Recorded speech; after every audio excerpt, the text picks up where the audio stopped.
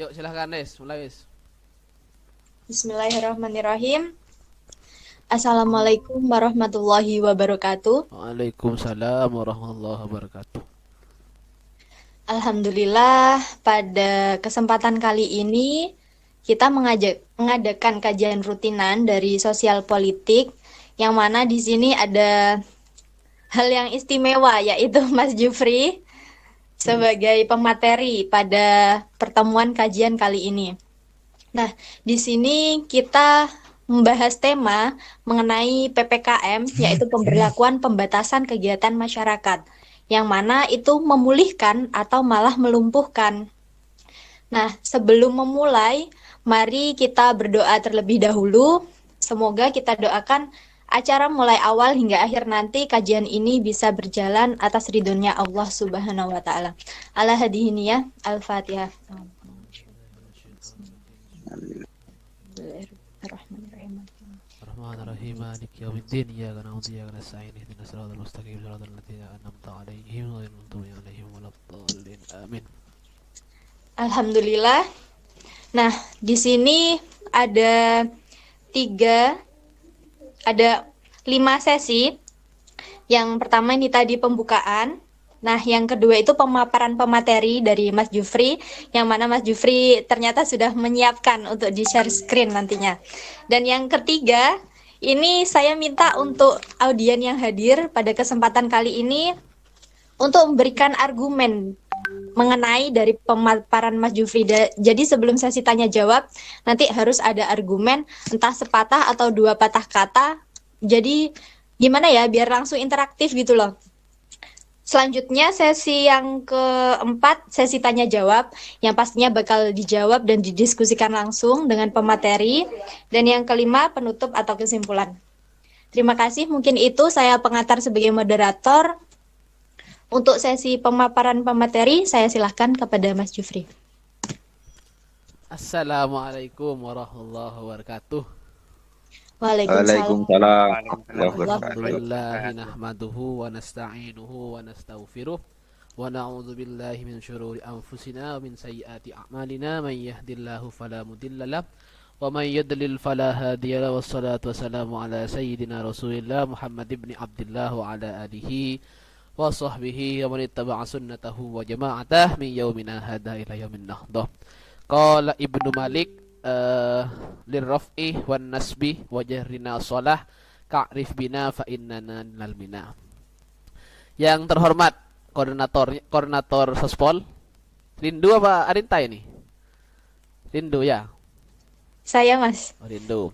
Dengan pengurus Sospol dan yang saya banggakan segenap anggota dari kajian Sospol. Jadi kenapa saya buka dengan dalil tadi lirraf'i wan nasbi wa jarrina shalah ka anif bina fa innana minal mina, karena di UKPK itu esensinya adalah bukan dari bukan dari dilihat dari secara kuantitas, tapi kualitasnya kita akan. Makanya walaupun 2 orang, saya dulu juga di UKPK pernah bersatu maksudnya ya sendirian kajiannya itu, nggak pernah berdua, pernah ya biasa itu ya, apa, semua itu hanya faktor saja. Kadang kita harus menghilangkan faktor kesemangatan bahwa kita harus semangat kajian karena banyak orang dan lain sebagainya, karena kita sebenarnya adalah kaum yang minoritas tapi harus berkualitas. Nah, selanjutnya sebenarnya kemarin ini berangkat dari statusnya Rindu yang update status bahwa pengurus Sospol semangat. Jadi saya ada inisiatif setelah itu biar tidak hanya orang-orang tertentu yang ada di kelas saya yang ikut kajian-kajian di kelas menulis, tapi juga saya harus bisa seimbang dengan ada juga ngisi di beberapa kajian. Maka saya putuskan untuk setiap kajian bidang keilmuan saya akan mengisi satu kali saja, jangan banyak-banyak karena ada 6 study club. Jadi ini adalah pertama kalinya. Untuk tema saya pasrahkan ke Rindu ternyata yang mungkin diangkat adalah isu-isu kekinian, yaitu tentang PPKM. PPKM ini apa? Pemberlakuan pembatasan kegiatan masyarakat kalau dari pemerintah, Mas. Oh, bukan pantang pulang anu ya. Apa itu istilah-istilah sekarang itu? eh Gini, eh sebenarnya isu PPKM ini kan adalah isu yang baru dan masih hangat dibicarakan di beberapa kalangan. Dari kalangan yang paling awam sampai paling yang intelektual, dari kalangan yang paling bawah sampai ke jajaran birokrasi, bahkan dari pemerintah. Nah, ada beberapa hal yang harus kita pahami sebagai kader di sosial politik. Sebenarnya dalam ilmu sosial politik ini jangan sekali-kali kita menggunakan teori biner. Kalau enggak benar ya salah. Kalau enggak satu ya dua. Kalau enggak nol ya satu. Jangan seperti itu. Nah, dari tema ini saya merasa tertantang membahas tema ini karena pertama, ini adalah pertanyaan atau pernyataan. Nah, itu yang mungkin perlu diingatkan kepada saya pribadi. Ini pertanyaan atau pernyataan. Yang kedua, ini sebenarnya kalau dari temanya ini sederhana, tapi pembahasannya ini bisa kemana-mana. Itu yang mungkin perlu kita kaji pada malam hari ini. Sebagaimana di UKPK yang saya tahu, sebenarnya jangan pernah menggunakan istilah materi di UKPK. Kenapa demikian? Karena pemateri itu adalah aktor tunggal yang memegang satu kebenaran dalam satu forum. Yang saya tahu seperti itu. Tapi kalau di UKPK, biar tidak dijadikan aktor tunggal, maka saya pada malam hari ini akan memposisikan diri sebagai fasilitator saja. Jadi apa-apa yang didiskusikan ke depan, ini saya hanya memberi pengantar saja bahwa oke lah materi dan sebagainya, apapun itu sebutannya, saya lebih senang kalau berdiskusi dengan adik-adik, dengan semuanya sudah yang ada di UKPK. Saya lebih senang dengan istilah fasilitator karena saya sebagai sebagai orang yang fasilitasi saja. Nah, itu poin-poinnya. Jadi kita harus ingat bahwa untuk semacam persoalan PPKM ini yang disebut mungkin sebagai hal yang meresahkan di masyarakat, tidak hanya di masyarakat, bahkan beberapa pejabat pun juga menyatakan bahwa ada yang meresahkan, seperti kemarin ketika ada perpanjangan PPKM, Ganjar merespon seperti ini. Ganjar Pranowo, anak Sospol tahu Ganjar Pranowo? Pak Ganjar tahu ya, harus tahu kalau anak Sospol, karena harus tahu dengan isu-isu politik yang berkembang sekarang. Mungkin juga ada yang responsif seperti Bupati Lumajang itu kemarin juga sampai sekarang ini juga mendistribusikan beberapa beras kepada fakir miskin atau orang yang terdampak PPKM ini. Terus ada lagi beberapa orang yang mungkin dalam tanda kutip tidak percaya bahwa COVID ini dari awal memang konspirasi. Ada yang juga seperti itu. Tidak hanya kalangan pejabat, bahkan sampai ke kalangan sampai kalangan bawah pun isu-isu ini sebagai isu COVID sebagai konspirasi, walaupun sudah banyak korban, itu masih berjalan sampai sekarang. Kenapa demikian? Karena ini terjadi Ini terjadi karena kalau kita mau pakai teorinya siapa? Durkheim, bahwa ini sebenarnya ada faktor kepentingan yang harus kita ulas pada malam hari ini. Karena memang pada malam hari ini adalah kajian sospol, sosial politik, jadi dua item yang berbeda. Sosial itu adalah ya tentang ilmu bagaimana kita berinteraksi dengan yang lain dan lain sebagainya, dan politik itu banyak kepentingan yang akan hadir. Maka pada malam hari ini saya akan mengupas ini dengan judul yang berbeda, tapi esensinya sebenarnya sama. Oke, saya share screen dulu. Mohon maaf saya tidak melestarikan budayanya UKPK, kalau di UKPK orang yang orang yang menggunakan PowerPoint itu adalah orang yang tidak punya power dan tidak punya poin.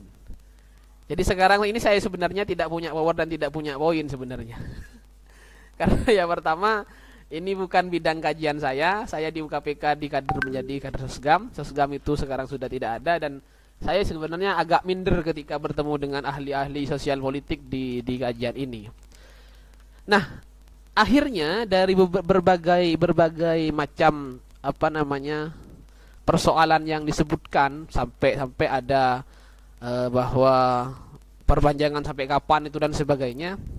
Saya teringat dengan satu teori yang mungkin teori ini sudah cukup banyak didengar oleh kalian, yakni teori konflik. Ketika teori konflik itu ada, saya ingat dengan kejadiannya Dahrendorf dan Karl Marx yang pada saat itu Karl Marx menggagas tentang teori perjuangan kelas. Yang pada saat itu juga ketika teori perjuangan kelas itu ada yang kaum buruh, ada kaum borjuis dan lain sebagainya.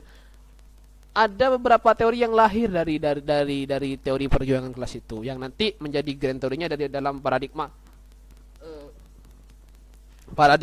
definisi paradigma fakta sosial. Nah, saya teringat ke itu, maka saya buat statement ini tema tapi berbentuk statement sebenarnya. Jadi kalau pegadaian menyelesaikan masalah tanpa masalah. Nah, kalau kita lihat tema sekarang ini menyelesaikan konflik dengan berkonflik. Kalau PPKM ini. Kenapa demikian? Karena di setiap kebijakan, kebijakan sebelumnya yang dulu dianggap sebagai PSBB, juga sebelumnya juga ada lockdown, itu sebenarnya adalah trik dari siapa itu yang orang berkepentingan, entah pemerintah, entah siapa orang-orang yang di belakang itu adalah sesuatu hal yang memang ingin dikembangkan. Kalau menurut saya pribadi bukan dari sesuatu yang sesuatu yang bisa dianggap solusi. Kenapa demikian? Karena sampai saat ini kita sendiri ini masih merasakan COVID ini sudah berjalan 19 bulan kalau tidak salah. Kalau tidak salah 19 karena sudah yaumil milad yang ke-1 sudah dilewati oleh COVID kemarin. Milad yang pertama sudah dilewati oleh. Jadi saya angkat juga setelah itu refleksi kebijakan PPKM di era pandemi yang tidak kunjung usai. Nah, mohon maaf saya tidak menyediakan tulisan karena saya masih mengutip-ngutip ini. Tulisan-tulisannya saya ambil hanya beberapa statement tokoh saja. Dan mungkin statement itu lebih banyak kepada teori konflik. Nah, saya bukan aktor pemerintah, saya itu bukan bagian dari pemerintah. Saya adalah warga UKPK yang mengamati ini dari luar, Jadi tidak perlu saya sosialisasikan apa itu PPKM. Karena biar tidak terkesan saya itu orang-orangnya Jokowi, orang-orangnya Kementerian Kesehatan dan lain sebagainya. Karena itu bukan bagian saya. Silahkan kalau persoalan PPKM dengan undang-undangnya. Dan saya tidak juga perlu untuk mengutip beberapa undang-undang karena ini bukan kajian studi klub hukum. Kalau di hukum mungkin saya akan munculkan undang-undang itu. Saya akan potret ini dari perspektif sosial dan politik saja. Siapa sih yang berkepentingan? Apa sih kepentingannya dan lain sebagainya. Nah, sebelum masuk kepada hal-hal itu, kepada hal lain nanti yang mungkin akan yang dianggap oleh koordinator sebagai statement dari beberapa peserta. Saya cuma fasilitator saja pada malam hari ini. Oke, kita perlu ketahui terlebih dahulu apa itu konflik. Oke, ini saya munculkan beberapa orang. Ini harus harus tahu anak sespol sebenarnya. Kelihatan gambarnya? Kelihatan, Mas. Ya, kelihatan. Coba saya tanya kepada anak sospol, siapakah gambar yang pertama itu? Karmak. Karmak. Oke, Van, sudah cukup, Van. Gambar kedua?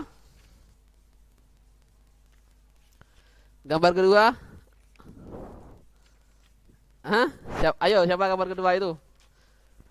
Mic-nya di anu. Kalau bisa on cam semua dah. Saya berasa ngomong sama Rindu tok ini sekarang ini. Ayo, siapa yang kedua itu? Foto yang kedua itu siapa? Foto yang kedua itu siapa? Gak tahu. Generasinya Karl Marx ini? Nggak jelas Mas. Mungkin Hegel itu, bukan Engel. Bukan Hegel. Masa Hegel kayak gitu jenggotan? Nggak jenggotan Hegel kayaknya. Jenggot, Mas. Panjang jenggotnya. Ini Max Weber ini. Kalian harus harus familiar dengan tokoh-tokoh ini ya. Soalnya setahu saya sosial politik itu tidak lepas dari literatur yang beliau ya toh walaupun bukan dari bangsa kita dan juga bukan berasal dari agama kita, tapi juga kita harus familiar dengan tokoh-tokoh ini. Oke, yang ketiga siapa? Yang ketiga siapa? Siapa? Nggak tahu juga. Oke, karena tidak tahu silahkan cek di teori-teori konflik ya, lebih di dalam ya. Oke, Karl Marx mengungkap ada satu statement yang saya ambil dari bukunya Prof. Ibi Wirawan, karena sekarang saya sekarang mendalami buku-bukunya Prof. Ibi Wirawan, saya ada statement itu karena tantangan. Jadi konflik sosial terjadi ya karena ada hakikatnya kalau menurut Karl Marx itu ada pendapatan yang kurang pas lah di beberapa kalangan. Jadi pendapat mungkin juga bisa sama tapi pendapatan kadang berbeda. Itu bisa berkonflik. Kenapa demikian? Kalau kita refleksikan dengan teori Karl Marx ini, salah satunya teori perjuangan kelas atau teori dialektika materialisme dengan juga teori nilai dan teori nilai lebih, itu serat dengan faktor ekonomi yang menjadi persoalannya. Contoh sekarang PPKM. Kenapa kok banyak gugatan? Kenapa kok banyak banyak yang protes terhadap PPKM ini? Atau sebelum-sebelumnya juga ada lockdown, ada PSBB dan lain sebagainya. Ada apa? Kalau kita menggunakan statement Karl Marx bahwa ya karena persoalan ekonomi, karena persoalan pendapatan yang tidak sama. Dan Karl Marx mungkin akan cukup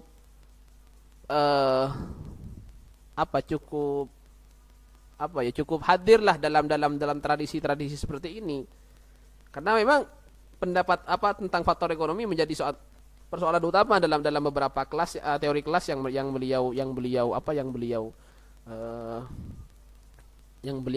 beliau pikirkan lah mulai dari dulu. Nah, coba seandainya mau PPKM, lockdown, PSBB ataupun istilah apa dah setelah itu. Seandainya pemerintah seumpamanya menjamin kehidupan rakyatnya semuanya. Seandainya rakyatnya pun juga hadir kepada rakyat yang lain saling berbagi. Apakah akan terjadi hal-hal yang seperti sekarang? Di Pasuruan itu ditolak PPKM. Kalau kalian lihat data, lihat demonya itu. Bukan di Surabaya. Bandung. Di Bandung juga seperti itu. Nah, jadi banyak yang menolak tentang PSBB ini. Kenapa demikian? Karena faktor pendapatan yang mereka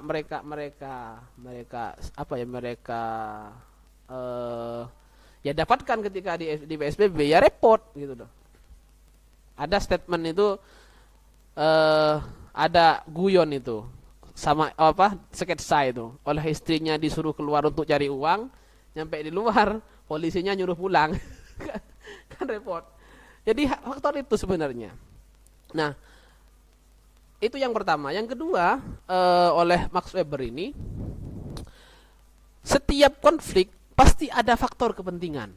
Entah faktor kepentingannya itu sebatas material saja, atau yang ideal sekalipun pasti ada kepentingan.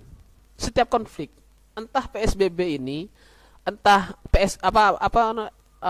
lockdown itu ataupun COVID ini, secara garis besar COVID ini, apakah ada faktor kepentingan daripada penguasa atau dari tokoh-tokoh tertentu? Kita nggak tahu itu.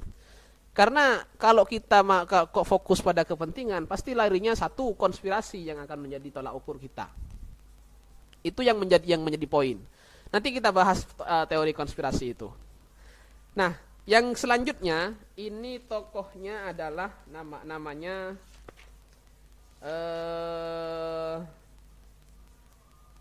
Randall Collins. Beliau sosiolog dari mana itu? Dari Jerman kalau tidak salah. Di bukunya Prof. Wirwan ini, beliau mengatakan begini, konflik sama sekali tidak meninggalkan solidaritas sosial, cita-cita sosial, statement sosial dan perasaan. Begini, setiap konflik yang terjadi dimanapun itu, di negara, di organisasi, di komunitas, jangan sekali-kali meninggalkan solidaritas sosial, jangan sekali-kali meninggalkan cita-cita sosial, apalagi terkait dengan statement sosial dan perasaan dari setiap individu itu. Nah, disinilah tokoh ini hadir, bagaimana konflik itu hadir yang diungkap oleh Karl Marx ini, biar tidak terjadi konflik yang berkepanjangan. Kenapa kok sampai konflik berkepanjangan? Karena kita itu baperan. Itu yang diungkap ini. Nah, ketika konflik di UKPK, jangan sampai Anda itu nanti seumpama tidak aktif di UKPK. Jangan sampai Anda keluar dari komunitas yang Anda ikuti. Jangan sampai itu terjadi. Karena konflik itu seyogyanya kalau menurut tokoh-tokoh ini adalah sesuatu yang bisa menjadikan organisasi, komunitas atau negara sekalipun bisa maju. Jadi jangan sekali-kali nanti ada PPKM, ada PSBB, ada lockdown. Wes lah, saya nggak mau jadi warga negara Indonesia, saya mau pindah ke Singapura semuanya. Jadi jangan seperti itu. Jangan sampai solidaritas sosial, cita-cita sosial dan statement sosial atau bahkan perasaan setiap individu itu nanti menjadi sesuatu yang kita tinggalkan lah. Nah, selanjutnya biar kita banyak diskusi setelah ini. Ini menurut tokoh yang selanjutnya yakni Seimel. Beliau mengatakan bahwa konflik adalah alat yang berfungsi untuk menjaga kelompok untuk mengatur sistem yang terintegrasi. Begini, terkadang ketika kita melihat suatu struktur, ketika kita melihat suatu sistem yang agak amburadul, siapa kepala negaranya, siapa anggotanya, kok semuanya ingin menguasai, kok semuanya ingin menguasai negara, terus kenapa kok semuanya berebut menang atau benar. Kadang konflik itu perlu karena nanti ketika konflik itu hadir, kita tahu siapa kepala negaranya, siapa koordinatornya, siapa pemimpinnya, dan siapa yang akan mengelola konflik itu. Kadang konflik itu terjadi. Maka dari itu, kadang pula juga di organisasi, di komunitas, bahkan di negara ini, bahkan secara global di dunia ini, konflik itu kadang-kadang juga bisa dibuat-buat. Apakah COVID ini dibuat-buat? Saya tidak tahu. Apakah juga nanti masuk konspirasi? Saya tidak tahu. Karena saya tidak jauh ke sana analisisnya. Oke.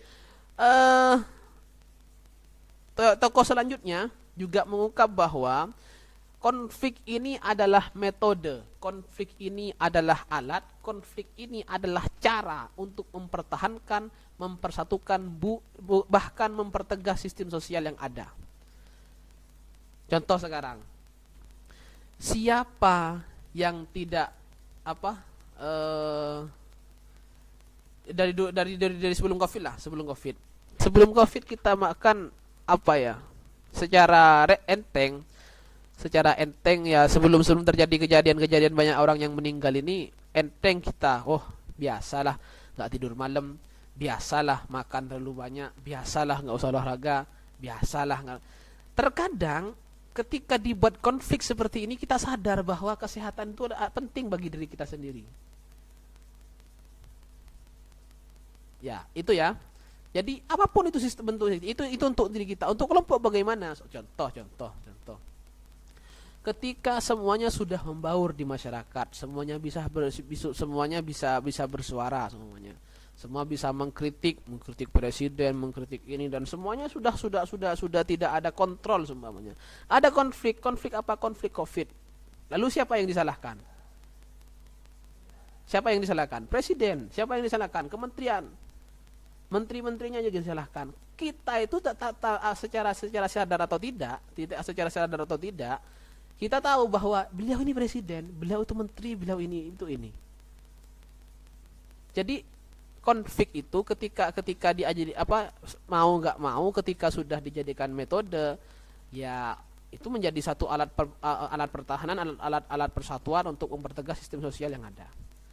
Toh walaupun banyak kekurangan-kekurangan yang dimiliki oleh konflik itu sendiri.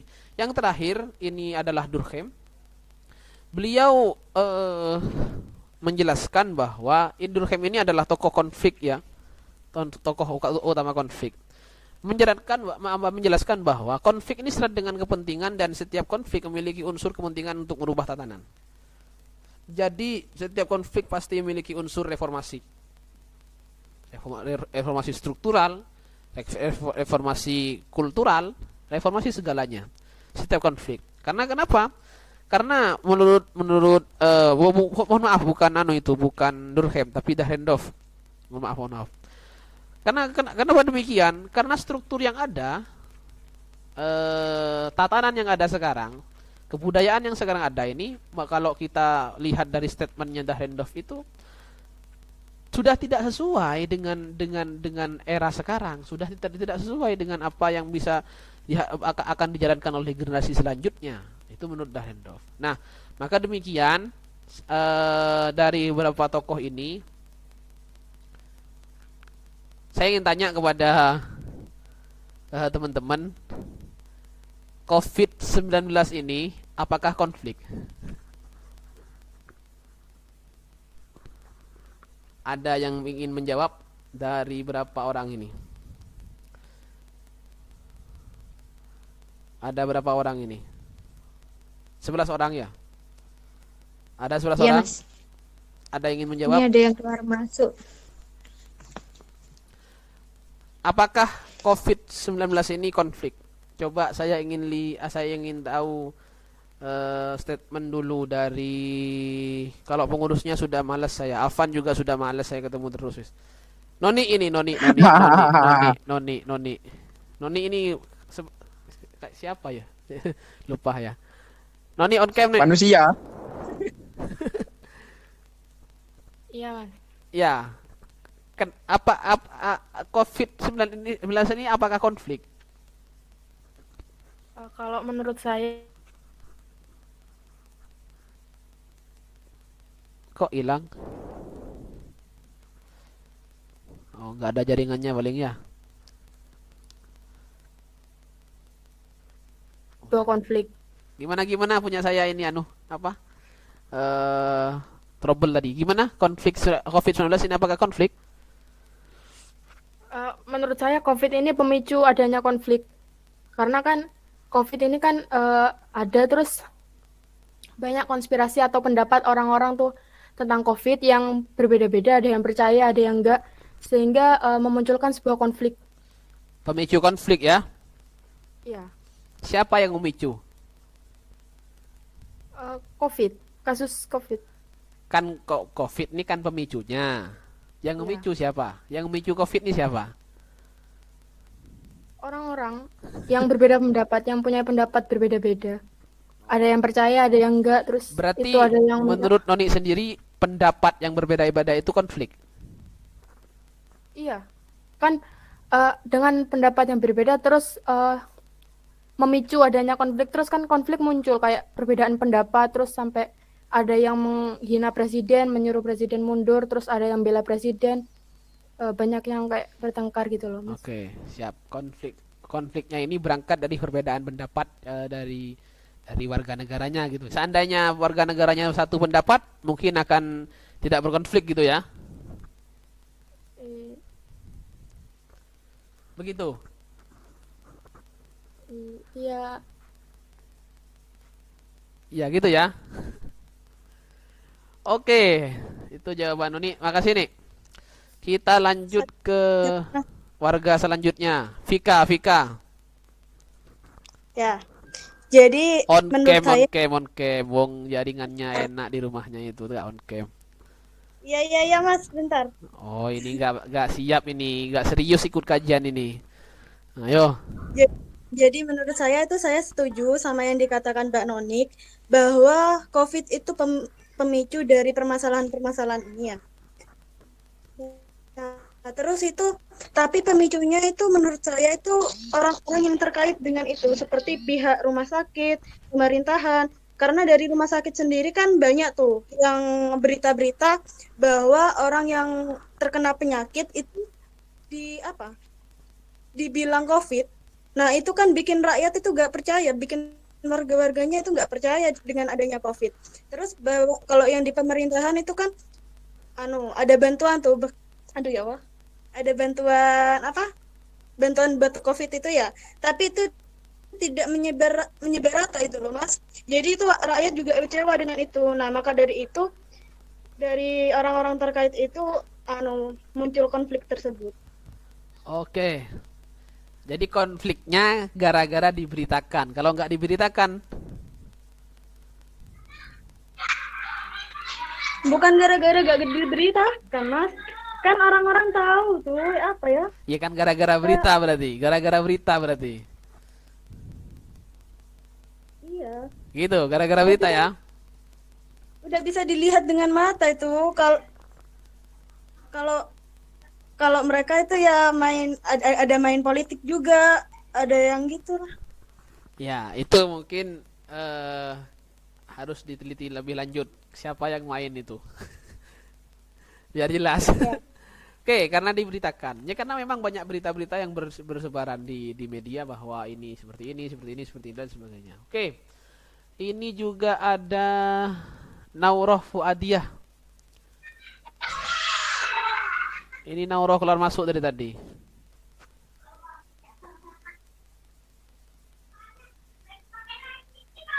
Oh, nggak ada orangnya paling ini. Oke, kita lanjut warga lagi, ada Linda. Hadir Linda? Nggak ada juga. Gimana Linda? Rame, Mas. Oh, tarhajatan paling itu. Oke, kalau sudah selesai, ada dua garis besar yang didapat dari Noni tadi dengan Vika. Noni berpendapat bahwa konflik ini adalah pemicu apa COVID ini pemicu konflik. Yang ketika COVID ini ada banyak pendapat yang berseliweran, pendapat pro, kontra dan lain sebagainya. Akhirnya berkonflik, ada konflik menghina presiden, menurunkan presiden dan lain sebagainya. Nah, ini konflik dijadikan sebagai pemicu, pemicu konflik, COVID sebagai pemicu konflik, yang nantinya pemicunya itu adalah pendapat dari warga negara itu sendiri yang sampai saat ini masih berkembang. Maka juga sejalan dengan Vika ini menganggap bahwa ya COVID-19 ini menjadi konflik karena banyak pemberitaan di media-media yang memang seperti ini, bahkan ada yang terkesan ini adalah ada banyak kepentingan yang hadir di pemerintah dan lain sebagainya, dan ada juga mungkin ya tadi yang di demo itu, lihat yang di demo itu tadi kan mengungkap ada mafia.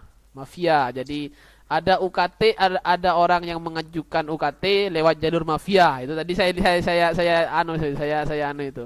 Mafia apa saya tidak tahu juga. Jadi kampus pun tidak hanya COVID, kampus pun itu ada mafianya. Entah siapa mafianya saya tidak tahu juga. Harus segera ditangkap itu mafianya itu. Oke. Nah, ketika ditanya COVID itu apakah konflik, kita fokusnya pada persoalan kan?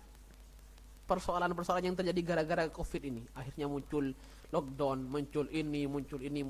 Karena kenapa? Karena sudah terkonstruk dalam pemikiran kita bahwa konflik itu COVID itu konflik.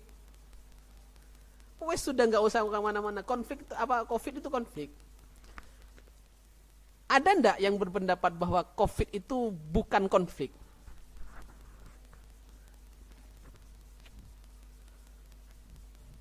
Ayo, ada ndak di forum ini, ada ndak yang berpendapat, siapapun Saya Mas. Ya, silahkan, Solihin.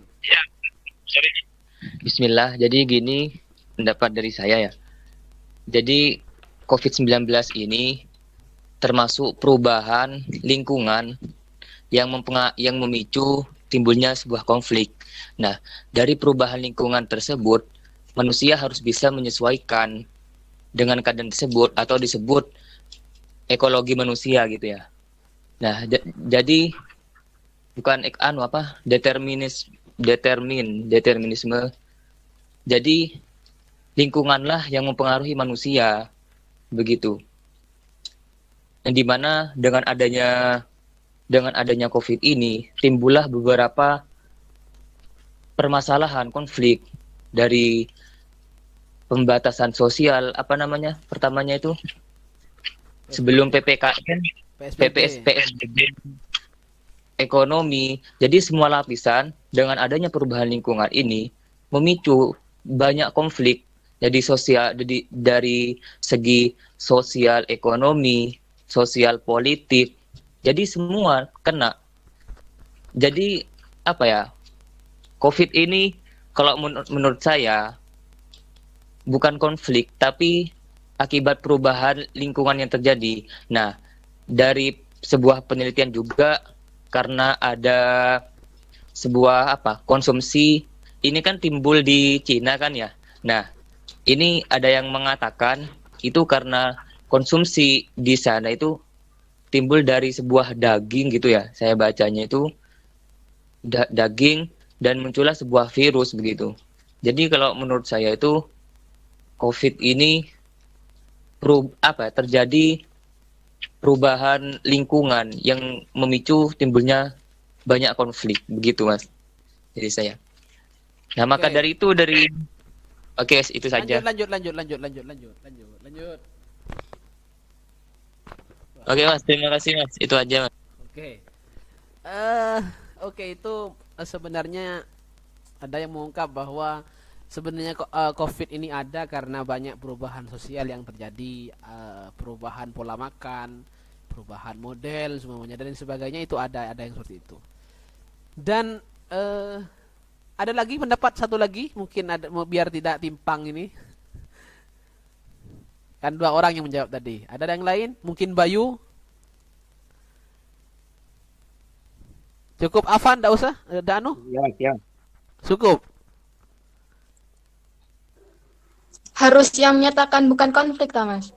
Oh iya, ya terserah dah. Kalau memang konflik, ya konflik. Serah kalau kita bebas berpendapat sekarang ini ya. Arinta, Mas. Ya, coba silakan. Kalau menurut saya, COVID ini konflik dari awal munculnya COVID ini kan sudah ada berita-berita yang bilang ini hanya rekayasa dari pihak-pihak pihak-pihak yang berkepentingan. Dari situ aja menurut saya sudah konflik. Terus kebijakan-kebijakan yang ada setelah COVID ini merajalela kan kayak ada PSBB, terus kayak PPKM ini itu kan juga menimbulkan banyak konflik. Jadi kesimpulannya menurut saya COVID ini konflik, Mas. Oke. Konflik karena dengan berkonflik ada banyak kebijakan yang berubah, banyak kultur berubah, banyak kebiasaan yang berubah dan lain sebagainya. Gitu ya. Oke. Ala kulli hal, kita sebagai orang yang dari masyarakat kalangan bawah sampai atas mungkin akan mengungkap bahwa ini adalah konflik. Tapi ada yang mengungkap pendapat lain bahwa COVID ini sebenarnya bukan konflik. Tapi COVID ini adalah satu perubahan iklim sosial yang harus kita bisa beradaptasi seperti yang diungkapkan Solihin tadi. Nah, secara tidak langsung dalam forum ini,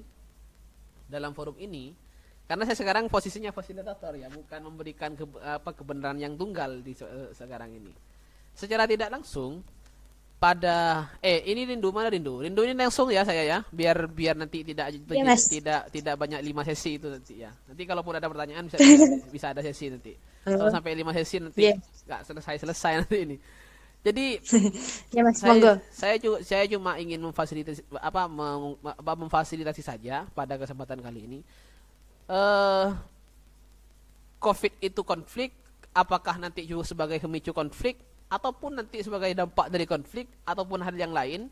Sebenarnya kalau kalian membaca terkait dengan teori dari struktural fungsional dan teori konflik, bahwa kalian ini sekarang ingin mengungkap pendapat baru terkait dengan teori konflik dan struktural fungsional yang ada itu. Contoh, kita sebenarnya hidup di era yang mungkin akan sangat pesat ke depan. Maka struktur yang ada harus bisa menyesuaikan. Itu yang diungkap oleh siapa? Oleh siapa itu di tokoh paradigma fakta sosial itu? Siapa dah? Emil Durkheim. Jadi ada beberapa statement dan lain sebagainya itu ya juga menjadi perubahan yang tidak perlu kita tolak. Bahkan kita harus bisa beradaptasi. Dan yang menganggap ini konflik yang masih belum bisa selesai itu adalah itu menurut beberapa tokoh-tokoh yang sudah kita sebutkan tadi. Nah, tapi ke depannya sebagai kader UKPK mungkin sebagai mahasiswa mungkin, terus sebagai orang yang dalam tanda kutip kemarin diungkap sebagai insan ulul albab, kita juga tidak bisa meratapi nasib COVID-19 seperti ini terus. Kita juga harus ada langkah-langkah bisa penyesuaian diri terhadap iklim, terhadap lingkungan, terhadap sosial budaya yang sekarang ada. Coba sekarang kalau kita renungi bersama. Dulu ada statement hadis Rasul bahwa setiap orang yang memiliki kesalahan ketika sudah datang hari Idul Fitri dan ketika dia berjabat tangan dengan orang yang mempunyai salah maunya. Yang mempunyai salah ya tanpa disebut pun itu sudah dimaafkan kesalahannya. Nah, sekarang bagaimana berjabat tangan saja tidak diperbolehkan atau apalagi nanti coba semuanya yang cewek-cewek cipika-cipiki semuanya. Kita harus bisa menyesuaikan dengan hal-hal seperti itu. Nah, terlepas ini konflik atau tidak, bisa nanti kalian lanjutkan argumentasi kalian bahwa ini adalah perubahan iklim sosial, bahwa ini adalah akan menimbulkan dampak dampak kebijakan yang diungkapkan oleh Arinta, juga ini adalah pemicu konflik yang diungkapkan oleh Noni, dan ini juga akan pemicu pemberitaan yang hoax di media sosial yang mungkin akan dikaji oleh Vika.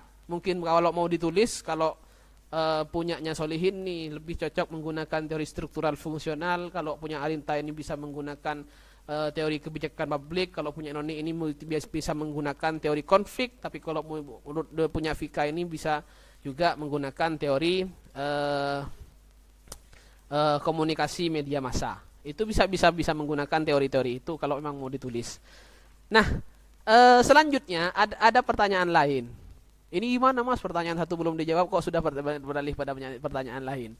Silahkan dipikir sendiri, saya cuma fasilitator pada kesempatan kali ini. Oke, kita lanjut pada pertanyaan lain. Lalu PPKM, apakah konflik? Ayo, siapa yang bisa menjawab? PPKM sendiri itu apakah konflik? Saya, Mas. Yo, silakan. Ya, setelah melihat pernyataan dari Mas Jufi tadi yang menegaskan tentang pertanyaan pertama, yaitu COVID itu apa itu konflik, dan sudah banyak teman-teman yang menjawab, walaupun sebenarnya masih samar-samar. Ada yang menjawab bahwa COVID itu sebenarnya bukan konflik tapi perubahan lingkungan, dan ada juga yang menjawab bahwa COVID itu konflik. Nah, sekarang PPKM apakah konflik? Menurut saya secara garis besar PPKM ini termasuk konflik. Karena apa? Karena yang pertama diakibatkan oleh COVID itu sendiri. Setelah adanya COVID, dan pertama kali itu dicanangkan kalau nggak salah PSBB setelah PPKM ini. Dan itu pun masih banyak menimbulkan konflik seperti demo ataupun penolakan-penolakan lain. Dan sekarang muncul lagi istilah PPKM yang menurut saya sendiri itu hampir sama dengan PSBB, cuma berbeda berbeda istilah lah. Namun sebenarnya itu sama dan masih banyak menimbulkan konflik di masyarakat, ya seperti demo ataupun penolakan-penolakan lain. Nah, ini tuh menyebabkan berubahnya kondisi sosial saat ini, dan menurut saya itu termasuk konflik. Konflik Terima ya. kasih. Jadi konflik, COVID konflik, ini PPM kan juga konflik. Oke. Oke, kita masuk ke yang lain. Gimana ini dengan tokoh-tokoh sebelumnya, Vika, Solihin, Noni dengan Arinta?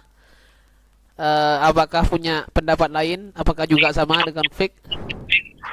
Saya mau berpendapat, Mas. Silahkan. Oke, bismillah. Dari sisi sosiologis, nah, PPKM ini ya, Mas, bila meminjam analisis dari analisis habitus dari Pierre Bourdieu ya biasanya. Ya, yang dimana sebelum ke poin, saya menjelaskan dulu menganalisis teori dari Pierre ini Bourdieu ya, bahwasanya kelas menengah atas ini memiliki kuasa untuk menenangkan suasana yang terjadi. Misalkan ya di kondisi masa PPKM ini, mereka yang kelas menengah ke atas itu dapat memberikan empati sosial maupun ekonomi. Nah, sedangkan kelas menengah ke bawah itu juga perlu kesadaran untuk berusaha bagaimana mereka itu untuk bisa hidup dalam suasana PPKM ini. Nah, bagaimana untuk menyelesaikan konflik tersebut, misal PPKM ini, yaitu kelas menengah ke atas itu harus berempati sosial atau saling memberikan kepada kelas menengah bawah, maka konflik PPKM itu berjalan dengan lancar. Nah, yang terjadi sekarang PPKM ini malah terbaliknya. Nah, malah tidak banyak juga yang kelas menengah ke atas itu tidak saling membantu, tapi banyak juga kelas menengah bawah itu masih merasa kesulitan dengan adanya PPKM ini. Nah, dengan begitu maka PPKM ini termasuk memicu juga konflik gitu. Dengan adanya PPKM, masyarakat ekonominya banyak yang anjlok, PHK. Memang benar juga pemerintah juga sudah memberikan subsidi, tapi apakah subsidi itu cukup? Apakah sudah merata? Apakah sudah cukup untuk satu keluarga? Misalkan satu keluarga itu 5 orang, 6 orang, atau 2 orang. Itu apakah cukup? Dan apakah subsidi tersebut apakah rutin? Apakah merata? Itu sudah banyak konflik dari PPKM ini gitu. Jadi menurut saya ya PPKM begitu, konflik, Mas. Dari minjem analisis Pierre Bourdieu ini sih ya. Nggak tahu bahasa Inggrisnya. Malu. Gitu saja dari saya, Mas. Oke. Ada yang lain? PPKM? PPKM itu konflik atau bukan? Mungkin Indu, siapa lagi? Saya, Mas. Oh ya, Arinta. Yuk.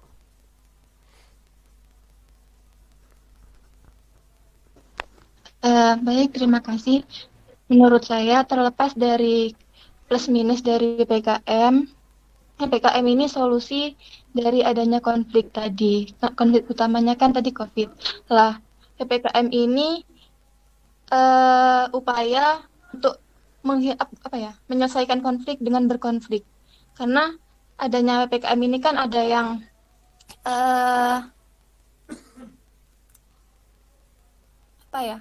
kayak kebijakan-kebijakan tersebut kan juga menimbulkan konflik, tapi konflik itu ada untuk menyelesaikan konflik ini, kayak kalau misalnya dibiarkan tetap berkerumun, tetap tetap keluar dengan bebas gitu-gitu kan konflik ini nggak selesai-selesai. Maaf kalau pendapat saya keliru.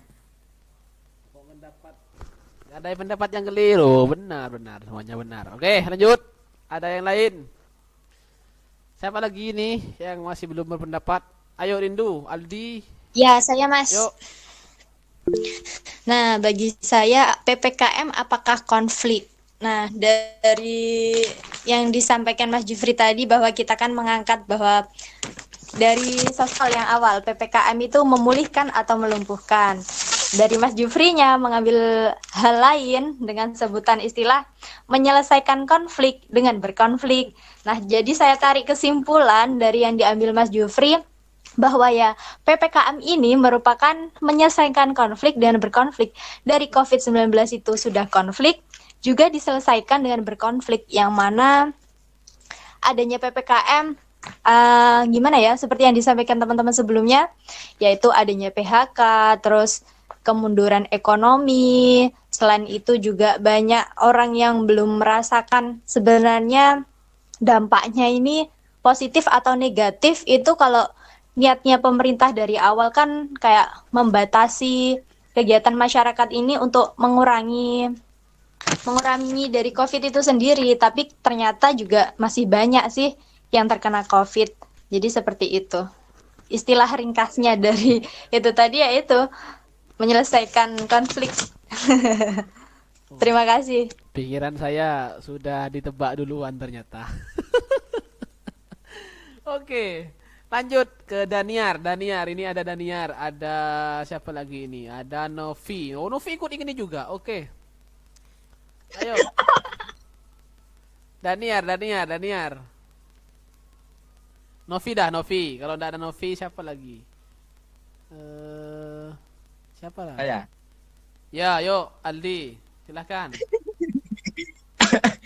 Iya, terima kasih atas waktunya. Mengenai PPKM apakah konflik? Ya, saya sepertinya cukup selaras dengan apa yang dikatakan Rindu barusan. Memang PPKM ini seakan bisa dikatakan memang konflik, dalam artian seringkali menimbulkan permasalahan-permasalahan. Bahkan seakan pemerintah ini membuat peraturan semacam PPKM ini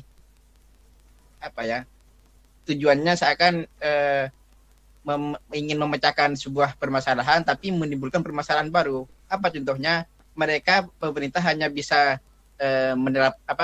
membuat peraturan PPKM tapi tanpa adanya solusi. Artinya kan PPKM ini membatasi kegiatan masyarakat. Nah, tapi dalam kegiatan pembatasan itu masyarakat tidak dijamin kehidupannya. Seperti katanya Rindu tadi, banyak orang di PHK dan semacamnya, orang pedagang kaki lima dilarang berdagang. Karena ini bukan kenyataannya, realnya di lapangan bukan membatasi tapi malah melarang.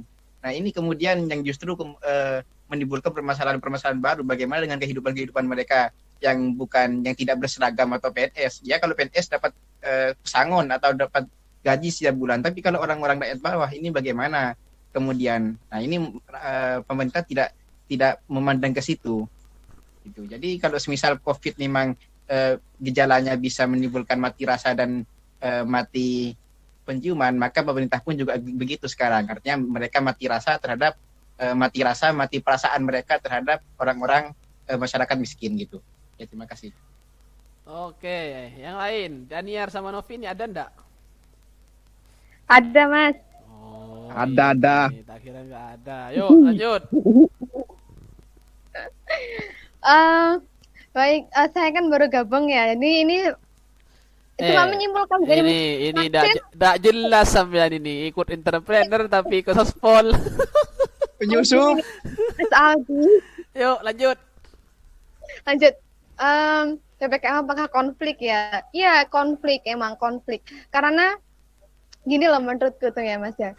Ini konflik tapi kita tuh nggak bisa langsung intinya? Jaganya itu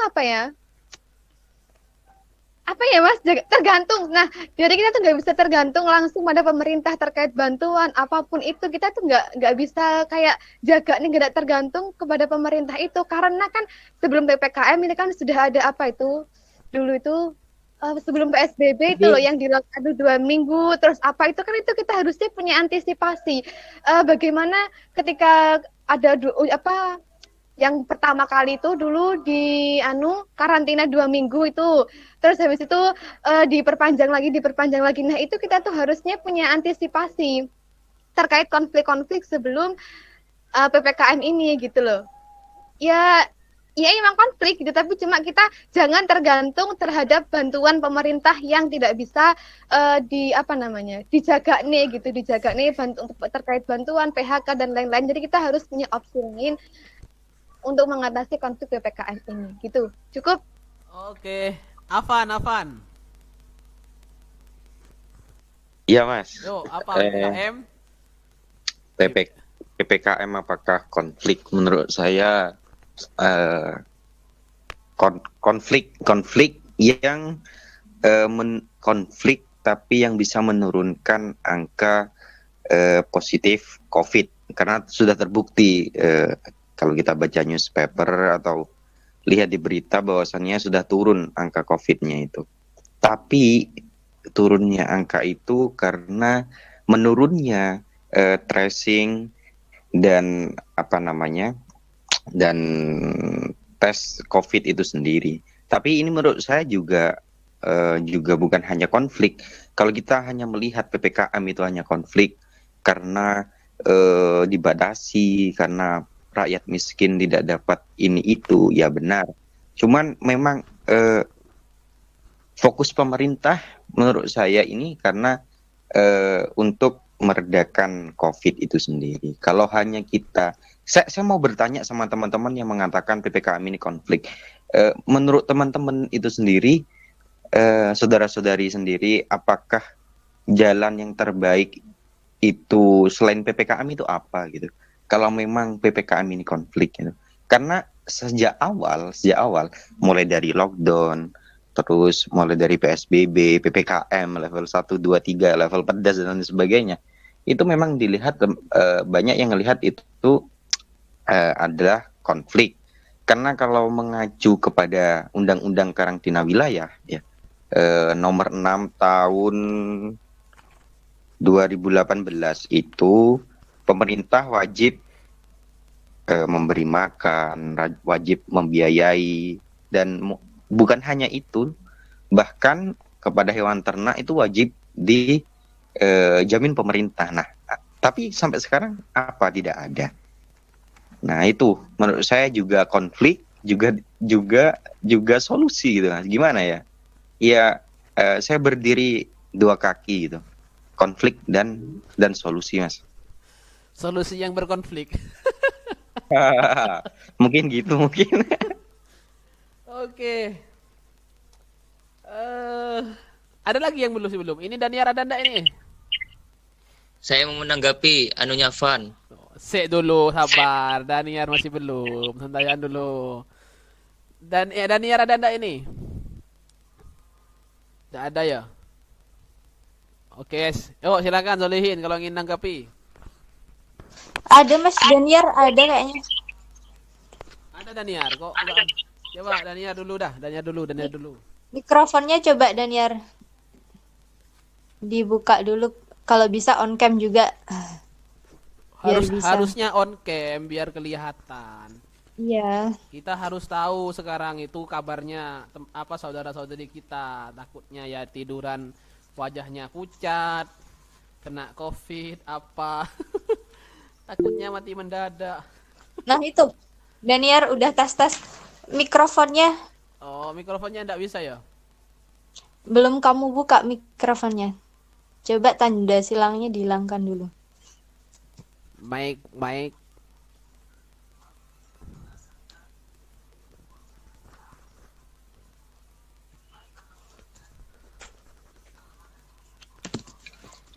Oh, sudah trouble berarti, trouble. Kalau memang mau apa Ya ada bisa ada ketik statement di baru chat. dari Daniar, silahkan diketik aja ya, Ya, diketik. diketik. Oke, silahkan kesempatan untuk saling menanggapi semuanya, tanggapan silahkan. Ada Solihin tadi, ayo Solihin. Oke, terima kasih fasilitator. Bismillah. Jadi begini ya, menanggapi dari Afan. Bagaimana sih cara apa ya yang ditawarkan selain PPKM? Nah, apakah PPKM tersebut berhasil atau tidak? Nah, saya di sini pernah membaca juga, sekalian saya buka kembali. Nah, saya mengutip dari Talcott Parson, bahwasanya sebuah sistem sosial itu bila ingin berhasil, maka ada 4 tahapan yang perlu diterapkan, begitu teman. Nah, dikutip dalam bukunya yang berjudul The Social System pada tahun 1950. Dia nggak kelihatan membaca. Apa? On cam itu. On cam. On cam itu Iya, sudah. Iya, on Nggak cam. kelihatan. Loh, Iya serius nggak kelihatan. dari Mas Jufri, saya on cam dari tadi, Mas. Iya, on cam, kelihatan. Iya, Solihin udah on cam. Saya yang kelihatan cuma Mas Jufri saja ini. Jaringannya tadi pada yang dia. Lanjut. Oke, jadi begini teman-teman. Nah, tentang konsep agil ini yang dijelaskan oleh Talcott Parson, bahwasanya apa yang dijadikan sebuah sistem oleh pemerintah itu harus bertahap, harus melalui 4 tahap ini, yang dimana oleh Talcott Parson ini terkumpul dalam 4 kata, yaitu AGIL. Saya baca agil, begitu. Nah, apa agil ini? Yang pertama, adaptation. Apa langkah pertama? Adaptasi terlebih dahulu masyarakatnya.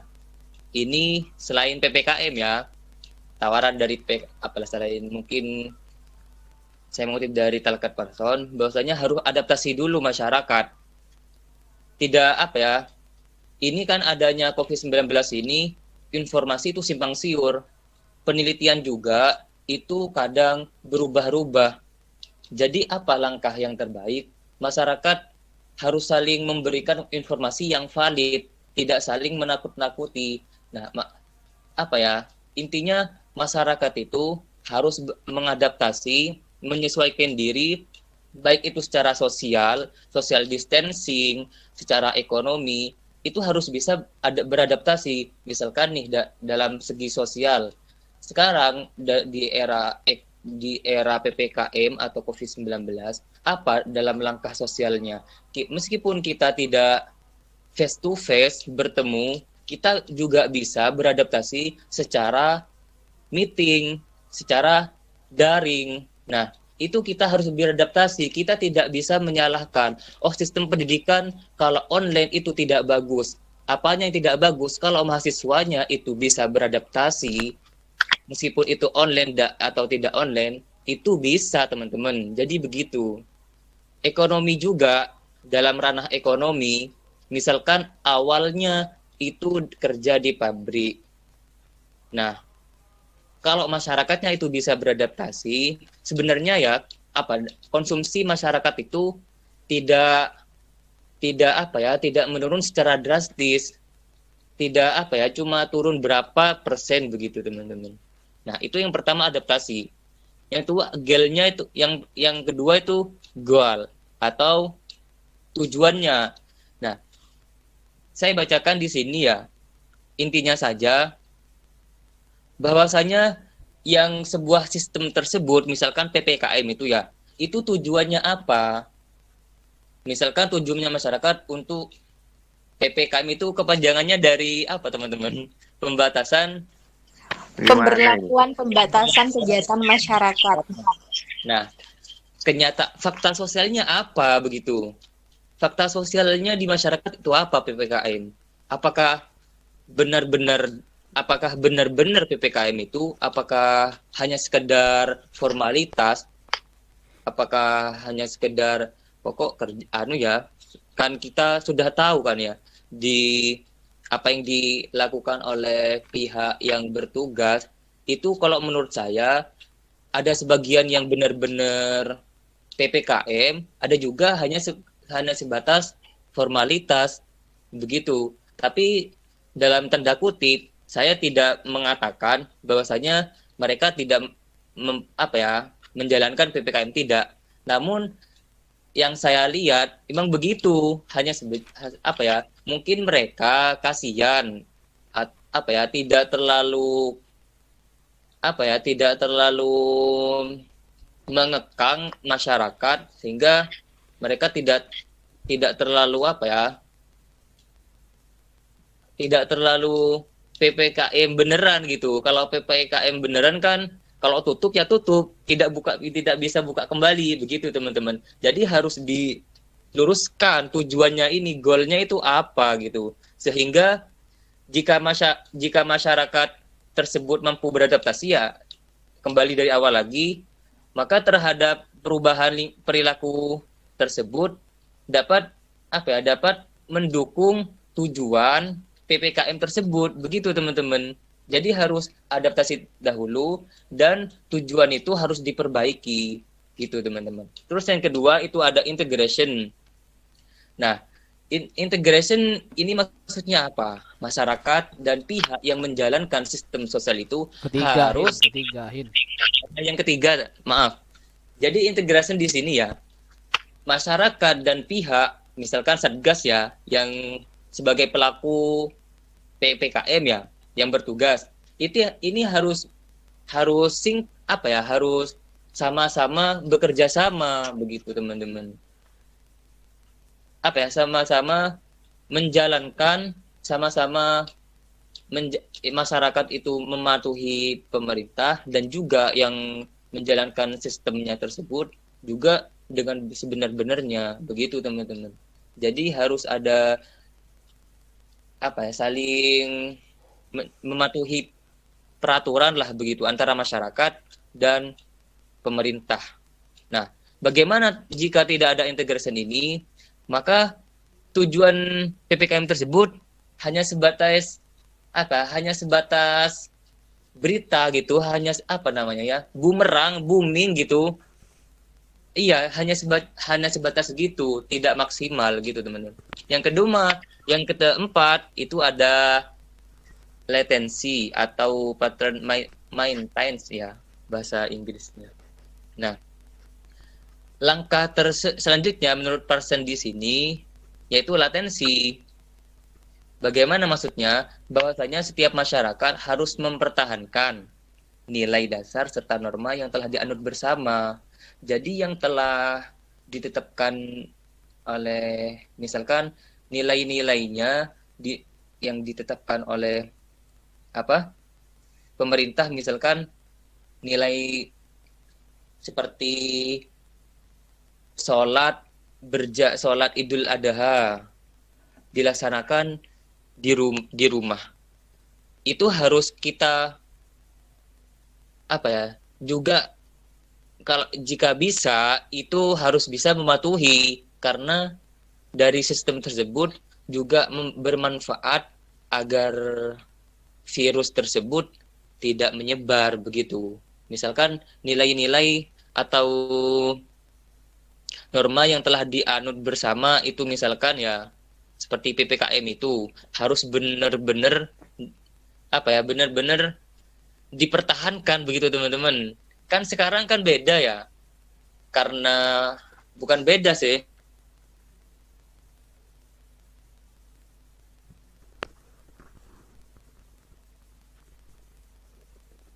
Macet Tangdi macet.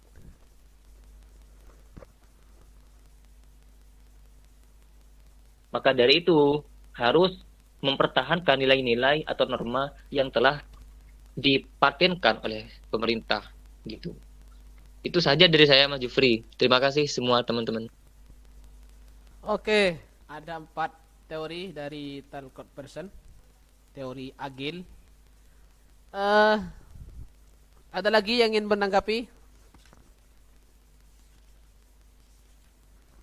Cukup? Oke. Namun pada intinya PPKM itu ya bukan pernah perhatian kemudian menghilang ya. Atau pola pendekatan kurang maksimal. Begitu Aldi ya. Istilah baru. Lain forum.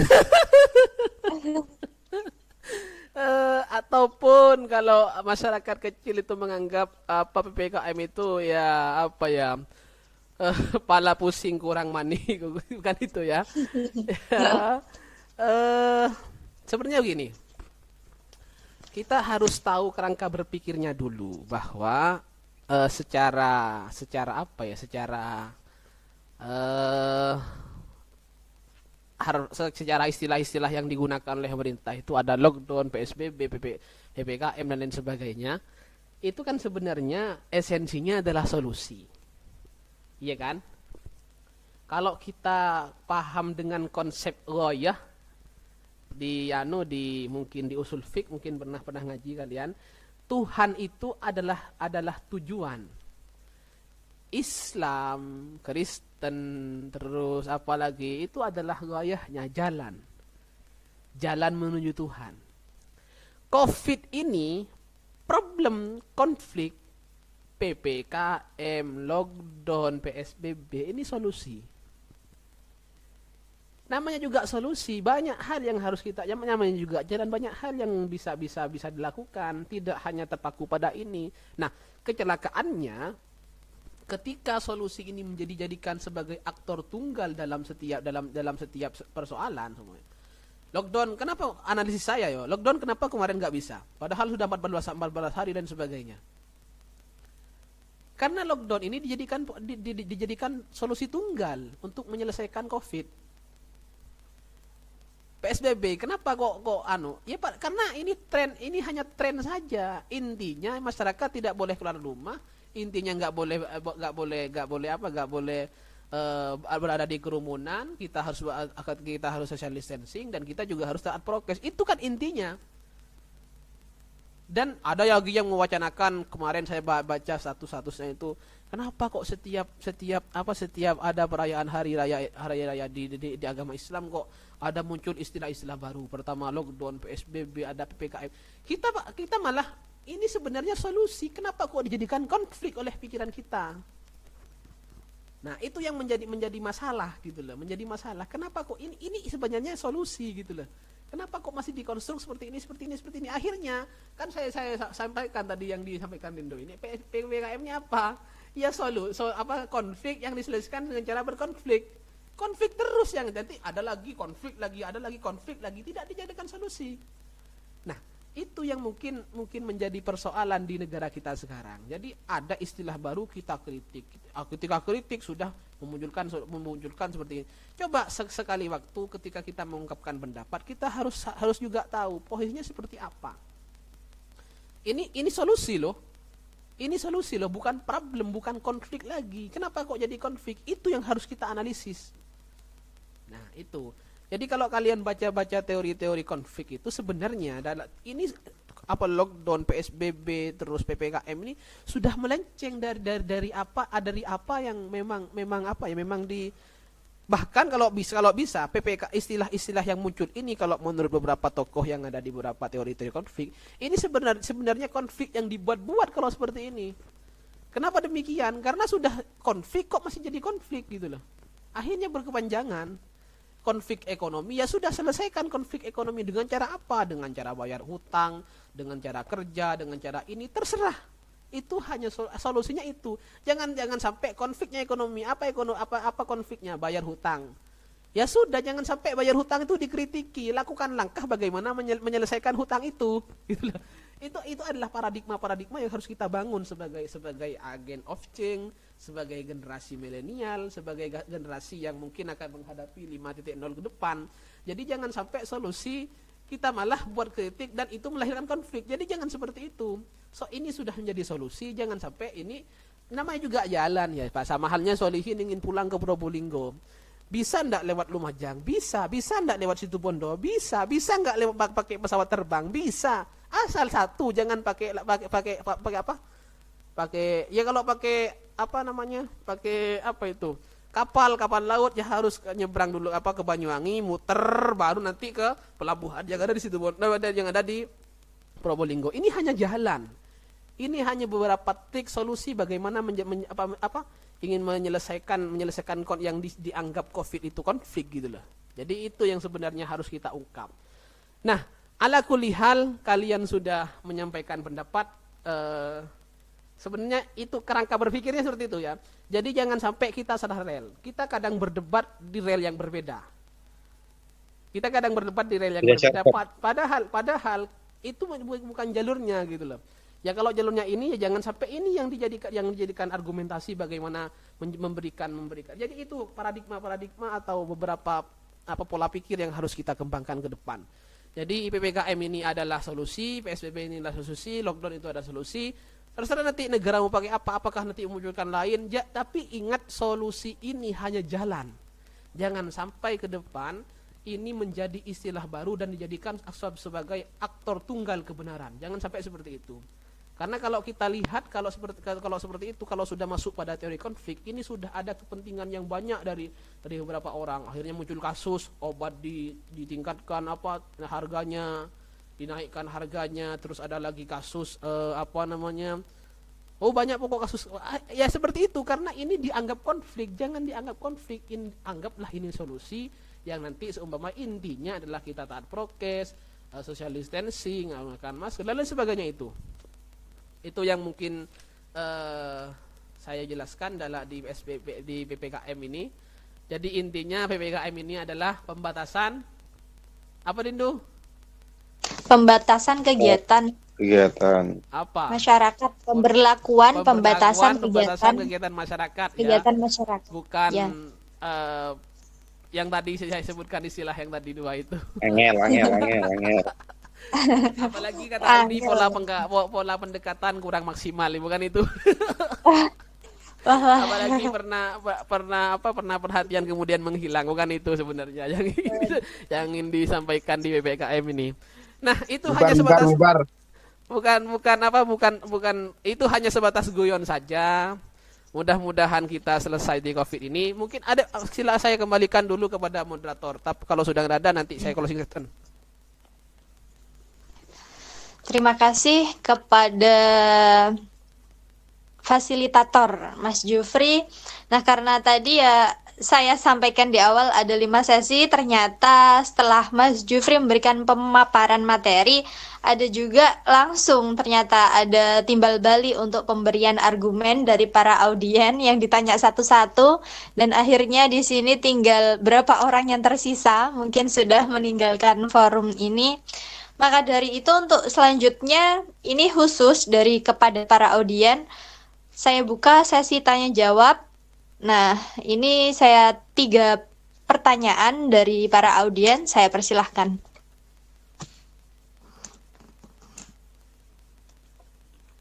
Monggo yang mau bertanya, ini khusus karena yang lain mungkin bisa juga dari pengurus atau yang baru gabung ini, atau Dek Vika tadi. Dek Vika tadi udah berargumen karena adanya perbedaan dan memunculkan konflik COVID itu. Yang lain mungkin ada yang mau ditanyakan?